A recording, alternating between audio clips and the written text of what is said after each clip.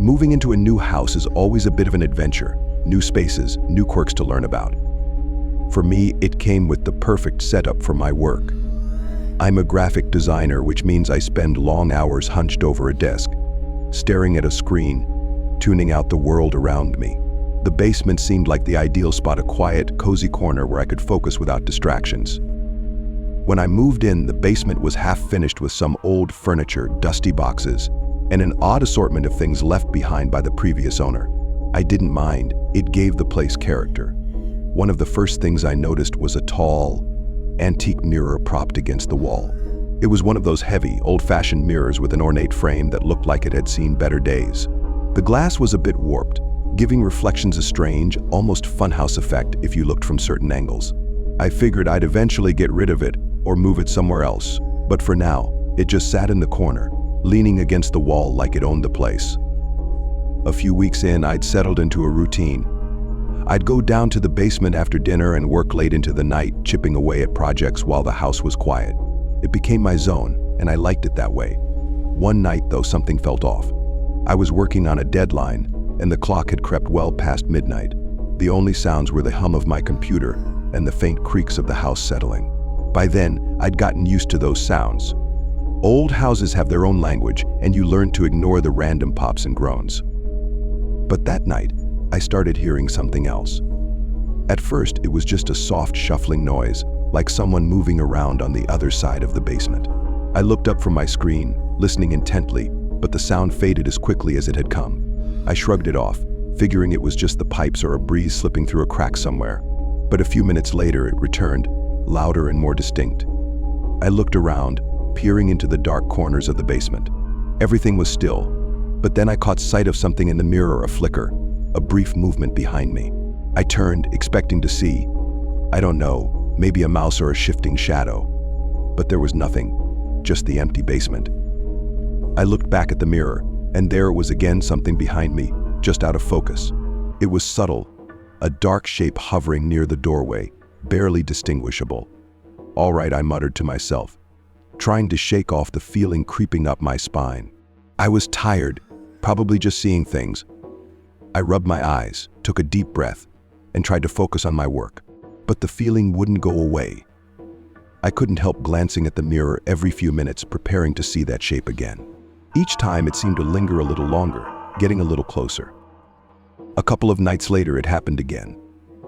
This time I was so engrossed in my work that I didn't notice at first. But then I looked up, and there it was, a figure standing just behind me, close enough that I could almost feel its presence. I whipped around, heart racing, but the basement was empty. Just the same dim light and the faint hum of my computer. I told myself it was just a trick of the light, maybe a reflection bouncing off something. But as I stared back at the mirror, I couldn't shake the feeling that something was there, lurking just out of sight. The next night I was back at it, determined not to let my imagination get the best of me. I set up my workspace, turned on some music, and settled into my project. But an hour or so in, that uneasy feeling returned. I kept glancing over my shoulder, expecting to see something. And then, as I looked up at the mirror, I saw it again, a figure standing directly behind me. This time it was clearer, more defined.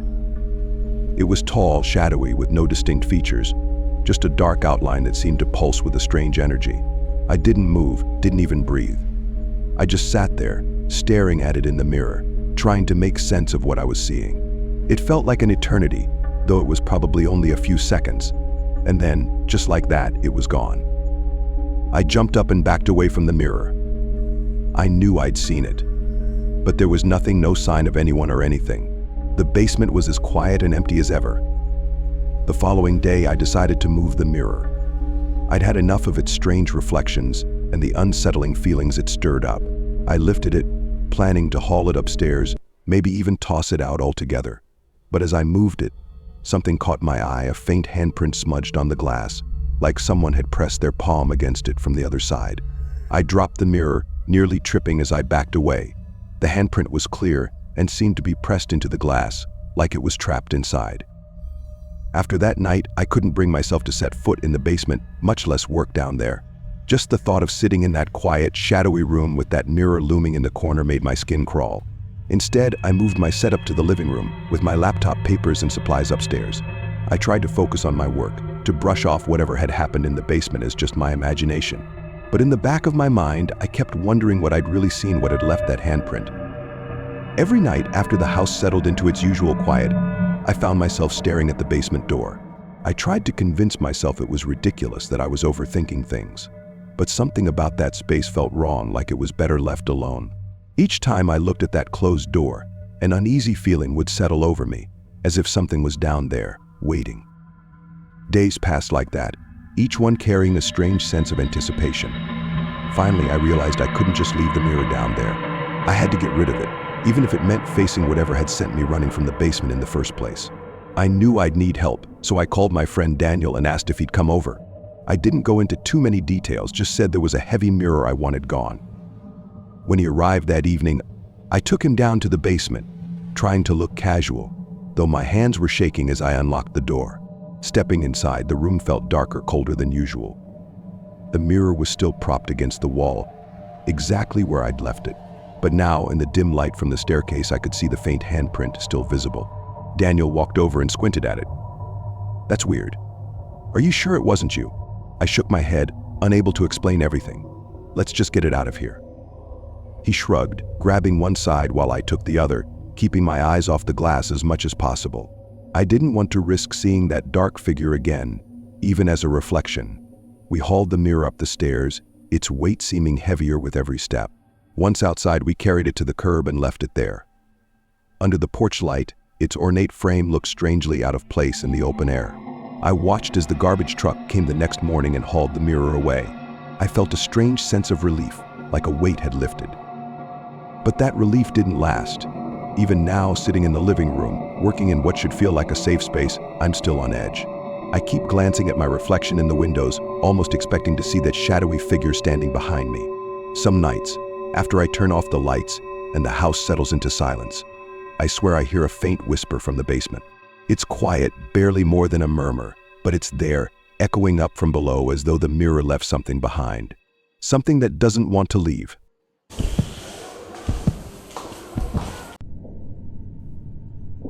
Back in April 2013, I went through something I haven't been able to talk about. I was paid a significant amount of money to stay quiet in return for signing a 10-year agreement to shut up. Now that the time is up, I've reconsidered my options. I could just let this go and never speak of it again. There's nothing to gain from speaking out, and I've got a lot to lose. But then again, this is just an anonymous post online, and words seem less meaningful that way. It happened in West Virginia. It was hotter than usual without a hint of wind. I was coming home from visiting my aunt, who'd broken her leg and couldn't leave the house. I was on my way back, taking I-64 out of Lewisburg. It started with the radio. It was playing that Macklemore song I'd heard 100 times before, but the sound was cutting in and out with quick static. Then it disappeared completely. I could hear cars honking up ahead as a line started to form. The trees began to sway as if greater and greater pressure was being applied to them. I could hear the wind rushing against the left side of the car, forcing me to pull the other way to compensate. I closed the sunroof as a dust cloud blew past, staining the windshield. Then came a rumble. It sounded like thunder, but it seemed to come from the ground, like a groaning below, growing louder and clearer by the second. As it reached its peak, I saw trees toppling over. A small Kia got pushed off balance and swerved off the road. As the sound faded, the road descended into chaos. Some drivers were desperately changing lanes, while others were slamming on their brakes. My door got scraped by a car speeding past me. The radio began playing an automated message, a local emergency alert.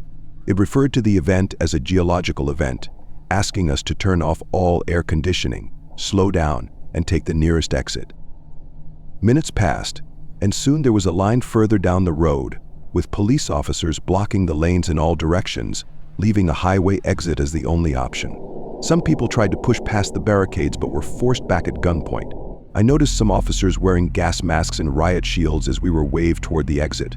I followed the instructions and was directed to the right, into an open field being used as a sort of impromptu parking lot. Cars were being parked in rows, leaving no room to open doors unless you were parked at the edge. 4 lines of cars, about 10 to 15 vehicles per line. Extra vehicles were directed further down the road as the place filled up. I was stuck in the second row, About 6 cars in. Almost everyone around me was on their phones, but there seemed to be an issue with getting a signal through. The radio was still repeating the emergency message, voices were getting louder, and a man 2 cars to my left leaned out, yelling at the officers to answer his questions. They responded immediately with a warning shot fired into the air. "Stay in your vehicle," they shouted. "Lock your doors. I'm not telling you again." A few people were filming, but uploading seemed to be an issue as we were losing bandwidth. Soon enough, phone signals were completely blocked. I think a video or 2 of the officer firing into the air made it online before the signals were cut. The officers patrolled back and forth, ordering us to keep windows up, doors locked, and engines off. I overheard people speculating in their cars. One person said it was a natural gas leak caused by a geological event, and that starting our engines could spark an explosion.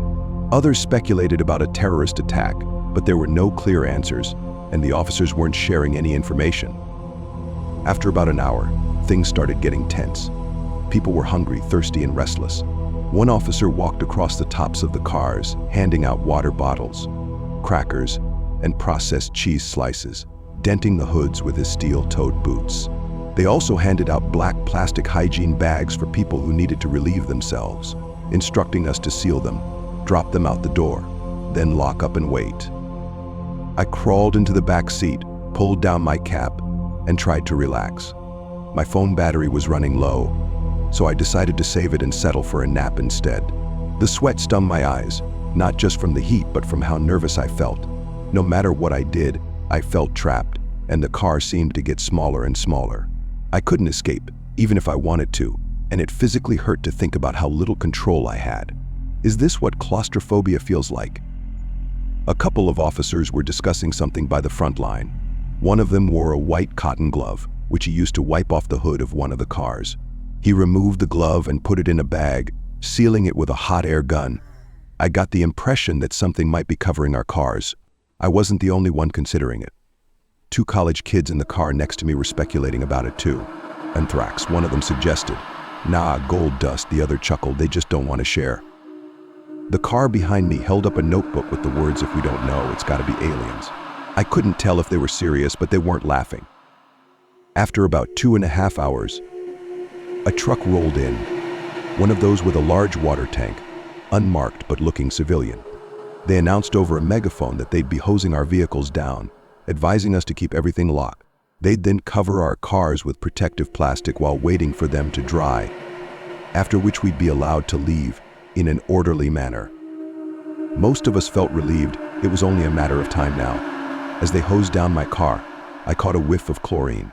It took at least an hour or 2, and afterward they rolled out a large plastic cover, the kind used for pools or football fields. They slowly draped it over the lot, securing the edges with large rocks. "Please stay calm," they called out. "We know this is uncomfortable, but this is for your own safety. Once the cleaning is done, you will be free to go. Stay inside your vehicle at all times." I did as told, staying inside and watching the plastic cover sweep over me. It felt like being buried alive. All lights went out, leaving us in complete darkness, accompanied only by the muffled voices of others. The college kids talked about where they'd go after this ordeal. Somewhere in the distance, someone honked. Others cheered, as if in solidarity. An hour went by, but there were no signs of us being allowed to leave. People grew restless. Some started honking. Others yelled for answers. My leg wouldn't stop shaking, and the more I thought about getting out, the smaller the car felt. I was out of water, needed to use the bathroom, and wanted to stretch my legs. Suddenly, footsteps could be heard on top of the cars. There was a faint clicking sound, like someone snapping their tongue against the roof of their mouth. Click, click. Then another click, responding from somewhere to my left, and then a cascade of clicks. Dozens, maybe hundreds. A metallic noise came from the right, followed by breaking glass and a scream cut short. Horns blared sporadically, and in the distance, a figure passed through the windshield of another car, tearing through the plastic cover. Fear surged through me as the noises intensified. My arms started shaking, my hands cramped around the steering wheel, sweat dripping down my shoulders. The college kids gestured for me to get down. I scrambled into the back seat, trying to make myself as small as possible, praying that whatever was out there would overlook me. I lay on my stomach in the back seat, and suddenly something heavy climbed onto the hood of my car. It was much heavier than the officer who'd passed out water bottles. I held my breath, covering my mouth to suppress any sound, but sweat stung my eyes and my nose as I trembled silently. The clicking grew closer. It was so close, right above me, and then I heard a crack from the sunroof. They gave me pills to stop the hallucinations, but only 2 of my 3 friends went away. Pop culture is the graveyard of words. Original meanings are lost when language is repurposed creatively yet destructively. Of course, there's only a real problem when significant words are rendered meaningless. For instance, illnesses become adjectives when a person is described as a little OCD, depressed, bipolar, or psychotic. That last word, psychotic, was one I used recklessly in my adolescence. But its true meaning became painfully clear when my perception of reality unwound when I became unbound. The onset of my psychosis was unbearable. I was scared, confused, and alone. Developing imaginary friends is endearing at the age of 8, but worrisome at 18. I knew this, which is why I didn't tell my loved ones about my illness. They noticed my change in demeanor and my general mental deterioration. However, given the recent death of my father, my erratic behavior was attributed to grief, and the real cause was overlooked. I hid as many symptoms as I could, ensuring my real friends didn't know about my imaginary ones, my all-knowing companions who peculiarly appeared wherever I went. I was lucid enough to realize they weren't real, lucid enough to know that none of it was healthy. First came Grant, then Shirley, then Albert. These 3 friends weren't always present, but 1 or more would typically be just a stone's throw away. It didn't take long for me to realize these imaginary friends were amalgamations of real people from my life. Grant reminded me of my late father, gentle but firm, grounded, trustworthy. Shirley resembled my late grandmother, a little lost in the clouds, but warm and wise, boundlessly wise. Her keen intellect compensated for her lack of common sense. Albert, however, was the anomaly, the one I never missed. Saying he unsettled me wouldn't do the feeling justice, but I tried desperately to dispel the ache in my stomach. I told myself that Albert, like the others, must simply be a collage of faces and words that had shaped my life. I would tell myself anything to dislodge the lump in my throat, which bobbed to the surface whenever Albert entered the room. It always threatened to take the wind from my lungs, and I believed I would awaken in the dark place Albert inhabited when he wasn't watching me. Of course, that was a false belief. Albert was always watching. Earlier this year, the inevitable breakdown happened. After 6 years of suppressing a steady stream of emotions, the dam burst. I lost my job, which triggered me to finally come clean about the delusions I had been hiding since I was 18. I told my mother, my girlfriend, and my friends that I'd been seeing people who weren't there, that I had buried the truth beneath a shallow mound of antidepressants and strained smiles. There was something freeing about revealing the secret, and I reverted to my adolescent self, finally allowing myself to process what had haunted me since my late teens. As a result, I became much closer to my mother. It was a relief for her to finally understand why I had distanced myself for so long. It had been more than just grief, and it certainly had nothing to do with her. "I know you'd rather have April here with you right now," Mom said. I smiled, patting her hand softly. I had brought my mother to the doctor for emotional support, but also for her own sake. She was scared for me, especially since I'd recently opened up about my suicidal thoughts. She didn't want me to be lost the way we lost Dad. Still, I had reached out for help this time, a fact that I reminded both her and myself as we sat in the waiting room. "April tried her best to come," I said, "but I'm happy you're here, Mom." "It's outrageous her boss wouldn't give her the afternoon off," Mom huffed. "It's only an appointment with a GP," I replied. "Don't get worked up. You'll send your blood pressure through the roof." Mom nodded absent-mindedly. "Will he prescribe antipsychotics?" "That's what he implied over the phone," I said. "It's really no big deal, Mom. I feel silly for asking you to come. In fact, he said I'd have to do the actual consultation alone." "There's nothing silly about it, Justin," she interjected. "You and I should talk about everything big or small, day or night." "I know, Mom," I said. "I will. I'm getting better at talking." Mom took a deep breath. "I don't mean to be overbearing." "You're not," I replied. "I'm lucky to have you. I'm the one who should be sorry that you have to suffer too." "Don't talk that way, Justin," she whispered tearfully. "We're here for you, you know that, don't you?" I frowned. It feels easier sometimes to bottle up my problems, to not be a burden. It makes my mind a little quieter when I only have to worry about myself." Mom shook her head. "That's your illness speaking. No matter the lies it tells, never face it alone. Your father was the same. It wants you to be weak and alone. That's why it keeps you away from those who love you." "Justin Woods," a voice called from an open door beyond the waiting area. "That's me," I said, standing and turning to face Mom. "I'll be right here," she promised. "And so will I," Grant whispered softly. I avoided turning my head to face the gray-haired, middle-aged gentleman, sitting beside my mother, the gentleman who did not exist. I didn't want to upset her, so I smiled at her, hoping Grant would understand the smile was meant for both of them. Of course he knows, I thought. He's in your head. "Come on," a fragile voice beckoned, scratching my earlobe. It was Shirley, even as I fixed my focus on Dr. Rowland, who stood at the edge of the waiting area. I sensed the old woman shuffling alongside me. Shirley always struggled to match my pace, yet never slipped too far behind. She was bound to me and only me, my inner sage. A melancholic wave suddenly rushed through me, leaving my throat with an acidic sting. I longed to say a proper goodbye to my two dear friends before the medication erased them from my brain. However, I didn't want to attract the attention of Dr. Rowland. It wouldn't have bothered him, of course, but I was self-conscious about my illness, even in a place built to treat such ailments. Matters of the mind are not the same as matters of the body. There's a taboo with mental illness, a stigma that lingers, no matter how much we pretend otherwise. "It's okay, Justin," Shirley assured me, placing a frail palm on my shoulder while waving her free hand at my brow. "We are always here. You just won't hear us anymore," I thought, smiling convincingly at Dr. Rowland. "We've got you, even when you can't hear us," Shirley said soothingly. "You are me. You are all those who have shaped you." "Don't worry about us, champ," Grant said, abruptly appearing on my other side. "You're allowed to let go. You're allowed to heal. I'm proud of you, Paul, and he would be too." I nodded ever so slightly, but stopped when Dr. Rowland began to frown, clearly noticing the turmoil etched across my vacant eyes. "Are you okay, Mr. Woods?" he asked. I cleared my throat. "Yes, just a little nervous." The doctor smiled, motioning for me to follow him into his office. "Quite understandable, but I promise I'm here to help you through this. I'm not here just to write a prescription.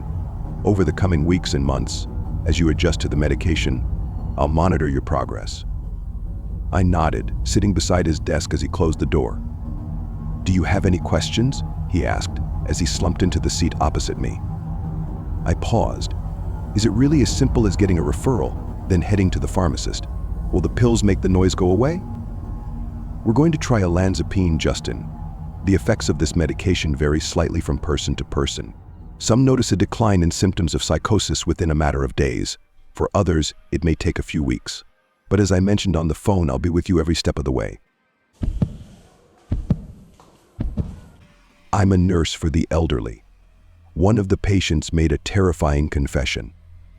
Despite what some might tell you, it's not actually so bad to work in this field. Sure, some of the elderly can be difficult at times, and like any other job, this one has stomach-churning moments. But most of them are sweethearts. All it takes is some compassion and patience to break through to them. So yeah, I mostly love this job. I wouldn't give it up if I could help it. The only part one don't like is the occasional confessions from some of the patients. They say that people can feel their end nearing, and after a few years working this job, I've come to believe that. Some of them have no one else, no family or friends left, so they air their dirty laundry, so to say, in front of us nurses. Most of the time it's pretty mild stuff. Old Gregory cheated on his wife in their 30s, Larry used to be into hardcore bids, and Lisa stole from her company for a while. Stuff you don't necessarily expect, but that doesn't surprise you in hindsight. Other times it borders on disturbing. Jenkins had a bar fight and ran away, and to this day he's not sure if the other guy survived. Sasha had an abortion on her own without telling her boyfriend at the time that she was even pregnant. Sierra abandoned her family, running away in the night to start a new life, and seeing the missing person posters ate her up inside. That's the kind of stuff that gets under my skin, but I can at least understand where they're coming from. I can sympathize, even if I don't condone their actions. But then there are the monsters, the ones that have done truly atrocious deeds, and their confessions keep me up at night. Julia, the sweetest old lady you'd ever meet, gaslit her husband into suicide to cash out his life insurance.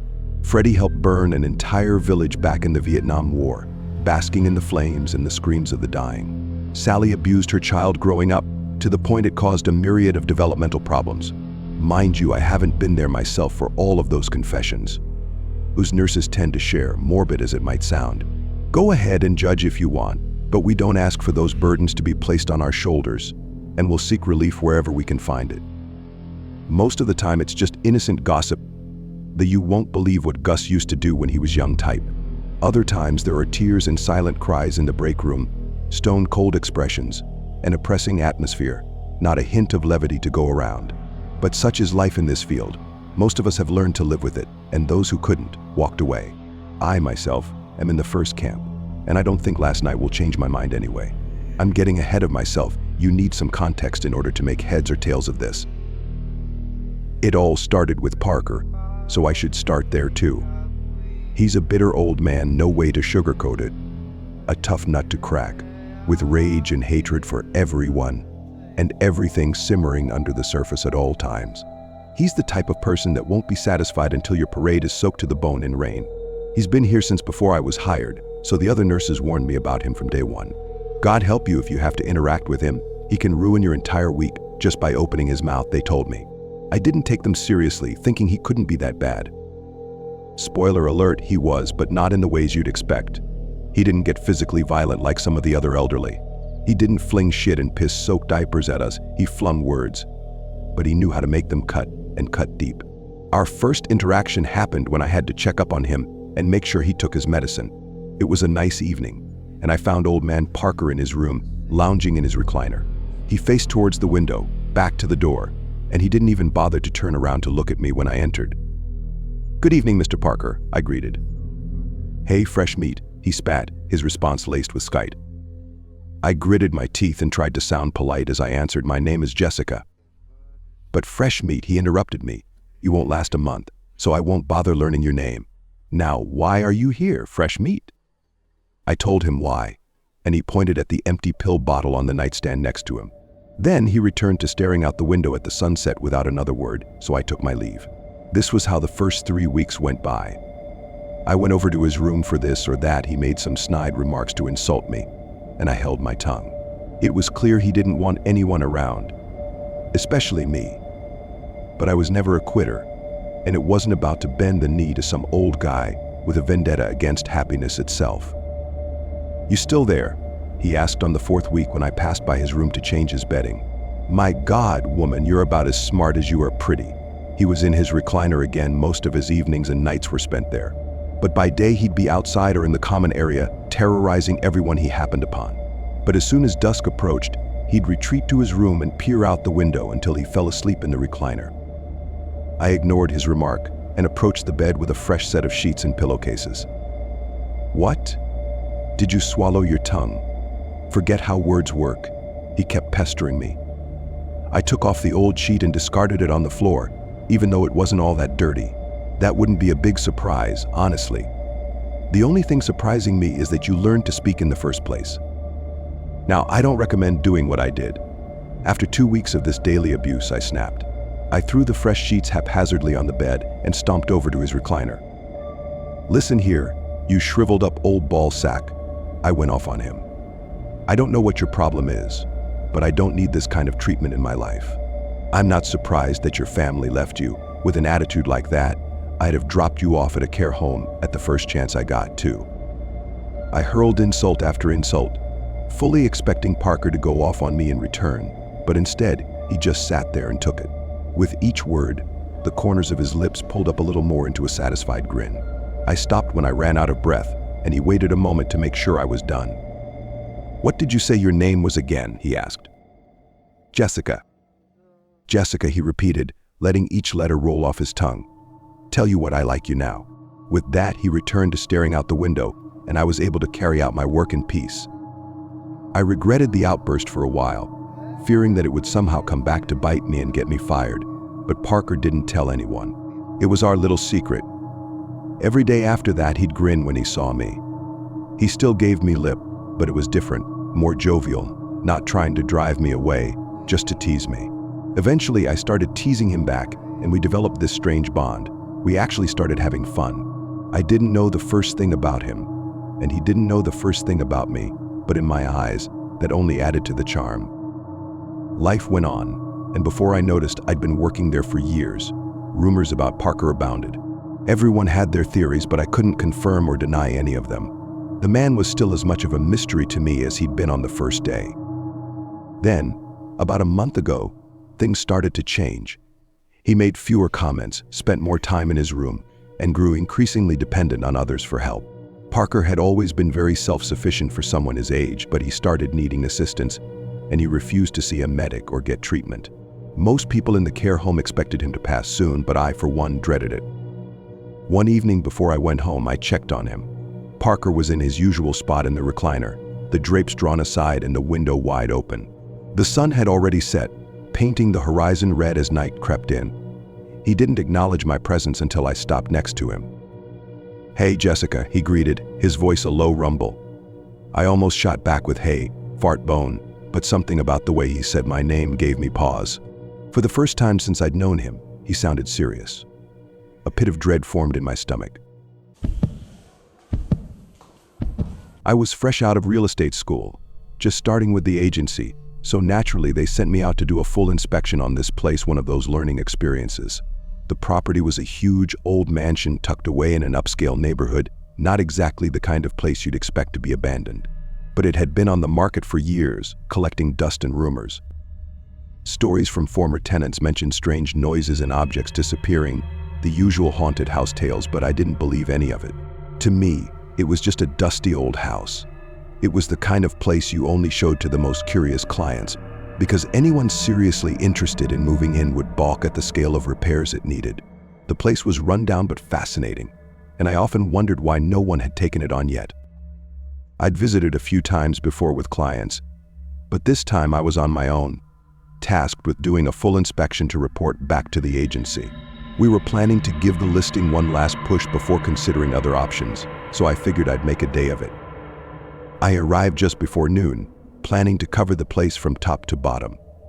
Most of the house was as expected: faded wallpaper in the grand foyer, cobwebs in the corners, and rooms that felt drafty no matter how many windows you shut. The tour was going smoothly, at least at first. The main rooms had that musty old house smell. I took notes, snapped a few pictures, and marveled at some of the aged wallpaper that still showed remnants of what must have been a stylish home. I saved the basement for last, thinking I'd finish up down there and then head back to the office to prepare my report. The basement door creaked open, and I flipped on my flashlight, shining it down the stone steps. They looked surprisingly sturdy given the age of the place. The main basement area was as I'd expected: bare cement floors, exposed pipes, and a few rusty shelves covered in dust. But as I was about to turn back, something caught my eye in the far corner. Hidden behind some old crates was another door, partially ajar. That was strange. None of the house records mentioned a lower level or extra staircase. I stood there debating. Part of me wanted to ignore it, write it off as a quirk, and call it a day. But the other part, the part that got me into real estate, was too intrigued to walk away. "All right," I muttered to myself. "Guess I'll see what's down there." As I started down the second set of stairs, the air changed. It was colder, and the walls felt closer, like the basement had shrunk around me. The only light came from my flashlight, illuminating just a few steps ahead. The descent seemed to take longer than it should have. Finally, I reached the bottom, and there, in the center of an otherwise empty room, was a bed, just a bare, metal-framed bed in the middle of the floor. There were no windows, no furniture, nothing else. It looked out of place, and I couldn't shake the weird feeling creeping up on me. I told myself not to overthink it. I'd seen abandoned properties with stranger things left behind. Turning to head back up the stairs, I heard something, the unmistakable sound of footsteps above me, slow and deliberate, moving across the main basement floor. I froze, staring up the stairwell. "Hello?" I called, expecting one of the other agents. But there was no answer, just those footsteps pacing until they stopped directly above me. That's when the door at the top of the stairs slammed shut. My flashlight flickered, and I nearly dropped it as darkness closed in around me. A sense of genuine fear began to creep in. I told myself not to panic, that maybe the door had closed on its own, a draft or something simple. But when I reached the top and tried the handle, it wouldn't budge. The door was locked. "Hello?" I shouted, banging on the door. My voice sounded small in the space. Taking a shaky breath, I tried the handle again, but it felt like someone had locked it from the outside. Growing frustration and dread gnawed at me. I pulled out my phone and called the agency. My boss picked up, and I tried to keep my voice steady as I explained the situation. "Did anyone else come by the property?" I asked, trying to hide the desperation. "No," my boss replied. "It's just you out there. Is something wrong?" I hesitated, not wanting to sound paranoid. "I heard footsteps," I finally said, looking down the dim stairwell, and the door locked behind me. My boss paused, then assured me he'd call someone to check it out. I thanked him and hung up, but the sense of isolation grew. Alone in a dark basement with no explanation for the footsteps, then I heard them again, moving away from the door, back toward the main floor. Pressing my ear against the cold wall, I strained to hear. The footsteps grew fainter, finally disappearing altogether. My mind raced. Maybe it was a prank, or perhaps a squatter. I shook my head, trying to dismiss the unsettling thoughts. Just then, my phone vibrated. My boss said the police were on their way. I hung up, focused on steadying my breathing, counting down the seconds until I'd be free of this place. A few minutes later, I heard the muffled voices of the officers above. They called out, and I shouted back, my voice echoing up the stairs. After what felt like forever, the door opened, flooding the stairwell with light. One officer extended a hand, helping me up. I stumbled out, blinking in the brightness. They checked the basement, but of course they didn't find anyone, no signs of anyone else having been there. One of the officers turned to me. "You're sure you heard someone?" "Absolutely," I replied. There were footsteps, and the door locked behind me. The officer exchanged a look with his partner. "This house has been on the market for years," he said slowly. "We've had reports of noises, odd things. Sometimes these old houses attract unexpected visitors." "Like squatters?" I asked, hoping for a logical answer. "Maybe," he replied, "we'll look into it. But if I were you, I'd be cautious down there." They walked me to my car, and as I drove away, I couldn't shake the memory of those footsteps or the feeling that someone had been there with me. A week later, I got a call from my boss. They'd found out more about the property. Apparently, a homeless man had been staying in the house periodically over the past year, using the lower levels for shelter. It must have been him, my boss said, as if that explained everything. But as much as I wanted to believe it, something didn't sit right. The man they described was old and frail. How could he have locked that door or moved so quietly? To this day, I don't go near that house alone. I've always had an odd feeling about that small, low basement window. It sits almost at ground level, facing the backyard, and every time I do laundry, I can't help but look up, half expecting to see someone watching. Most days it's just a quick glance, and I tell myself it's only nerves, my imagination playing tricks. But that window, it's unsettling, almost as if it's waiting for something. One night after a long day at school with a pile of papers to grade, I went down to the basement to catch up on laundry. The house was quiet except for the hum of the dryer in the corner. I was alone, and the place had an unusual stillness, like the whole neighborhood had already gone to bed. Snow was lightly falling outside, casting a pale glow through the window, reflecting off the fresh layer of snow blanketing the backyard. As I was sorting through clothes, I felt a familiar prickle of sense, like someone was there. My back was to the window, and I didn't want to turn around, didn't want to confirm that eerie feeling. But of course, curiosity got the best of me. I turned, telling myself it was just paranoia, and there it was, a face pressed right up against the glass, pale, gaunt, almost ghostly, with wide, staring eyes. Whoever it was, they were perfectly still, their face flattened against the glass, so close I could see the fog from their breath clouding the pane. I froze, my mind scrambling to process what I was seeing. Was this some prank? Had someone broken in? But those eyes, they were locked onto me, unblinking, with a look too intense to be a joke. I didn't scream. Instead, I took a slow step back, hoping that if I broke eye contact, they'd disappear. But when I looked again, they hadn't moved, hadn't even blinked, just stared. I grabbed my phone and called the police, keeping one eye on that figure in the window. The operator told me to stay calm and assured me help was on the way, but the minutes passed painfully slowly. When I finally heard a car outside, I ran upstairs, opened the door, and waved the officers down. I explained what I'd seen and pointed out the basement window. They didn't look surprised, just nodded and asked me to stay inside while they checked around the house. A few minutes later, one of them knocked on the door to tell me they'd found nothing, no footprints in the snow, no sign of anyone having been in the yard. The snow was completely undisturbed, perfect and smooth, as if no one had ever been there. I felt a strange mixture of relief and frustration. Part of me wanted them to find something, anything, to confirm what I'd seen. The officer suggested it might have been a trick of the light or a reflection from something inside the basement, trying to reassure me, though I could tell he thought I'd imagined it. They left soon after, leaving me alone in the house, feeling more unsettled than ever. That night I barely slept. Every little creak of the house, every gust of wind, made my nerves jump. I kept picturing that face in the window, those wide, staring eyes. In the morning I tried to convince myself it was just exhaustion, maybe stress from work. But a few nights later, I was back in the basement, folding laundry, when that feeling returned, the prickling sense that I wasn't alone. I tried to shake it off and focus on the clothes in front of me. Then I caught it movement just out of the corner of my eye. Slowly, I looked up at the window. Nothing, just darkness and the yard lights casting shadows on the snow. I sighed, relieved but embarrassed. Maybe I was getting paranoid. But as I turned back to my laundry, something made me glance over my shoulder one last time. And that's when I saw it, the face back again, pressed right against the glass, so close it looked as if it was almost melting into it. This time, there was something different, a faint smirk pulling at the corners of its mouth. I stumbled back, nearly tripping over the laundry basket, and bolted up the stairs without looking back. For days I couldn't bring myself to go down there. I told a few friends, but they laughed it off, saying it was probably just a reflection or my imagination. But I knew what I'd seen, and the memory of that face so close to the glass wouldn't leave me. A week later, I finally had to go down to the basement again, and every step felt like I was walking into a trap. I forced myself to keep my head down, focusing on the laundry, refusing to look at the window. But no matter how much I tried, I could feel it, that presence watching me. I couldn't take it anymore. I looked up, and there it was, back again.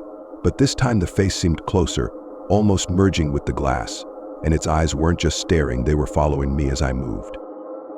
I turned and sprinted up the stairs, slamming the basement door behind me. That night, I moved a heavy armchair in front of the door, hoping it would keep whatever was down there from getting any closer. I decided to set up a camera facing the window, just to prove to myself I wasn't losing my mind. The next day I watched the footage, expecting it to show nothing. But instead, around midnight, the camera picked up something, a faint shape moving outside the window. It was hard to make out, just a dark blur passing by. But then for a brief moment, the camera caught a face pressed against the glass, staring directly into the lens. I haven't been back to that basement since. I don't know what it is or what it wants, but every now and then, when I'm lying in bed, I can almost feel those eyes watching, waiting for me to come back down. Since the police couldn't help, I'm planning to call a priest just to bless the place or give me some peace of mind. It might sound like overkill or even silly, but after what I saw, I'm willing to try anything to feel normal here again. Moving into a new house is always a bit of an adventure, new spaces, new quirks to discover. For Clara Morgan, a graphic designer fresh from San Francisco, it seemed like the perfect fresh start. She'd taken a teaching position in Glenmore, a small historic town nestled in Northern California, surrounded by rolling hills and thick, foggy woods. She wanted peace and a change of scenery. Glenmore was everything she'd hoped for, quiet, old-fashioned, with winding lanes and houses draped in ivy. But the town had something more, something she couldn't name, hanging in the stillness of its foggy streets and lonely forests. The old Victorian house at the end of Pine Lane seemed like a dream come true. With its towering spires and ivy-choked walls, the house had character. The locals were polite, welcoming, but Clara noticed their expression shifted when she mentioned where she was moving. The real estate agent didn't say much about it either, just that the house had been vacant for some time. He hinted at odd rumors but dismissed them quickly, saying old places get old stories. You know how it is. Clara, too eager to care, brushed it off as small-town superstition. But soon Clara found the townspeople's guarded whispers weren't the only peculiarities. One evening she met Caleb Stern, a local historian, at a cafe. Over coffee, Caleb explained the dark history of her new home. The house belonged to the Sheffield family, he began. They vanished one night without a trace. Left their belongings, even a meal on the table, like they just vanished. Caleb's tone was grim, his face pale. He looked down at his coffee, swirling it slowly. Their youngest daughter, Evelyn, used to talk about her friend Madeleine. He paused, as though unsure if he should go on. Let's just say people don't talk about it. Not if they can help it. Clara felt a chill at his words but laughed it off, thinking it must have been a story invented to scare newcomers. Yet that evening, as she unpacked boxes in her room, she felt a strange sensation, like someone was watching her.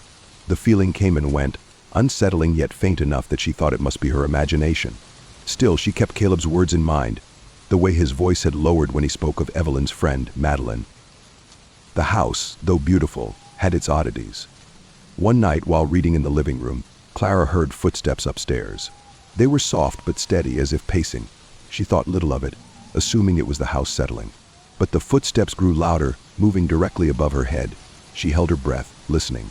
The sound stopped, and the silence that followed felt almost too quiet, pressing in on her. It was the first of many nights she would hear the footsteps. On her third night in the house, she found an old toy bear, worn and stitched with the name Madeleine. Startled, Clara tossed it in the trash, but the next morning it was sitting back on her nightstand. She was certain she hadn't moved it, but told herself it must have been a simple mistake. Yet the bear's appearance brought an odd tension to the air, a sense of something lingering, watching. She couldn't shake the feeling that, despite being alone, she wasn't quite alone. After a week, she couldn't resist investigating further. Clara made her way to the attic, where she found an old, leather-bound journal in a dusty trunk. Flipping through it, she saw the name Evelyn Sheffield written in a delicate script. The entries were strange, mentioning a girl named Madeleine, who played with her and who loved to visit in the night. Evelyn described shadows that danced along her bedroom walls, whispering her name. The entries grew darker, speaking of strange shadows in her room and Madeleine's insistence that she follow her into the woods at night. Then, abruptly, the journal stopped. The last page was smeared, like Evelyn had been interrupted while writing. Over the next few weeks, Clara experienced more unexplainable events. Shadows flickered in the corners of her vision, whispers trailed along the walls, and the familiar sound of footsteps returned, slow and deliberate. Clara's skin prickled whenever she felt the air shift. On several occasions, she felt as if someone was standing right behind her, just out of sight, their breath brushing her neck. Her dreams became tangled with a sad, pale girl who cried and called for her to come back, though Clara could never remember where she was supposed to go. One evening, Caleb invited Clara for coffee again, and she shared her experience, half laughing to mask her discomfort. Caleb's face darkened, and he revealed more. The house was built on land that once belonged to the Wintu people, he explained. They believed spirits lived in the hills and that there was something dangerous in those woods. Some locals think Madeleine is one of those spirits, calling people to join her. Clara shivered but tried to shrug it off. Late that night, Clara was working at her desk when she felt that familiar prickling sensation. She glanced over at her mirror and gasped. The figure of a young girl with a white dress and hollow eyes was standing just behind her. Faint, but unmistakable. She turned quickly, but the room was empty. Her heart pounded, and she thought of Evelyn's journal, of the warnings about her friend Madeleine. Trying to calm herself, she turned back to her work, but the tension in the air only thickened. As days passed, Clara's experiences intensified. Madeleine's presence felt undeniable, a dark, heavy feeling that hung over the house, growing stronger each day. Clara heard whispering voices at night, calling her name. Shadows moved across her walls, even in full light. One evening, Clara saw Madeleine again, this time at the edge of the woods behind the house, her pale figure illuminated by the setting sun. Clara felt an unnatural pull to follow, to go to her, but something inside her screamed to stay back. The final night was the worst. Whispers filled the house, more insistent and clear than ever before. Clara's name echoed through the walls, and she saw Madeleine by the basement stairs, smiling and beckoning her to follow. The air felt thick with unseen energy, almost suffocating. She could barely breathe. She didn't know how, but Clara felt certain that if she followed Madeleine, she wouldn't come back. In a last burst of courage, Clara dashed to the basement, grabbing Evelyn's journal and racing back to the fireplace. Her hands shook as she held the journal over the flames. She hesitated, almost feeling Evelyn's presence beside her. Then she tossed it into the fire. As the last page burned, she heard a faint whisper, like a sigh of relief. The oppressive feeling in the house lifted, as if some weight had been taken from it. The next morning, Clara packed her bags and left the town of Glenmore. The house's lingering presence haunted her thoughts, but she knew she could never go back. As she drove away, she glanced in the rearview mirror, half expecting to see Madeleine's pale face watching her leave. Though she was free, she knew a part of her would always remember Glenmore, and she would never forget Evelyn's sad eyes or the girl in white standing in the shadows. Years later, in moments of silence, Clara sometimes hears faint whispers, like a child's voice calling her back. She ignores it, knowing it's just her imagination, or perhaps the remnants of something she left behind in the foggy hills of Northern California. I just moved into this rental house, and at first, everything seemed perfect. It was small, cozy, and in a quiet neighborhood, the kind of place I'd imagined since leaving my last apartment. Working as a daycare teacher means I cherish my downtime, so the thought of a peaceful retreat from the sounds of kids screaming or playing was blissful. This house, with its neat backyard and a big basement I could use for storage, felt like the ideal escape.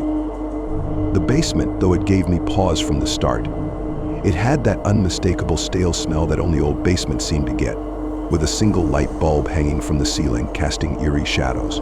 I brushed it off, figuring most basements were like that. The only problem was that, with all the unpacked boxes, I had to go down there a lot, especially in those first few days. The first time I heard the crying, it was faint, almost like it was coming from somewhere outside. I was in the kitchen, putting away groceries, when I heard this soft, muffled sound, barely noticeable, but enough to make me pause and listen. It sounded like a child crying. I assumed it was just some kid in the neighborhood and went back to what I was doing. But the next day, while sorting some things in the basement, I heard it again, louder this time. The sound seemed to be coming from nearby, almost echoing within the walls. I stopped, ears straining. It wasn't just crying, it was the kind of crying that sounded sad, desperate.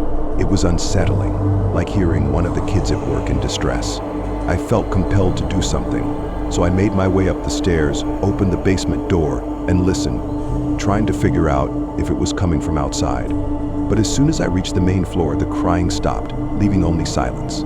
I shrugged it off, chalking it up to strange acoustics. A few nights later, I was reading on the couch when the crying started again. It was late, close to midnight, and this time it was unmistakable, soft, heartbreaking sobs, like a child crying somewhere nearby. It sounded even closer, almost as if it was coming from the basement door itself. Feeling unnerved, I put my book down. My mind raced for rational explanations. Maybe it was a nearby house, and the sound was somehow traveling through the walls. But it was so quiet outside, no voices, no cars, just those small, desperate sobs.